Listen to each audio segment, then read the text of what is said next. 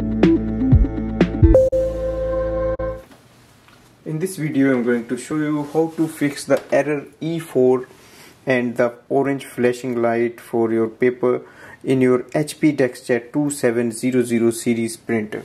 So you can see the error E4 and the flashing light here.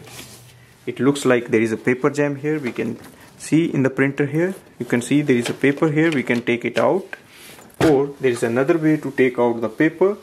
So remove the papers from the tray, close the tray, and at the bottom of the printer there is an option to open this place, and you should be able to see like the paper is stuck here, so it's not out. Now I will remove the paper so we can push it out, and we'll see if there is another paper stuck there.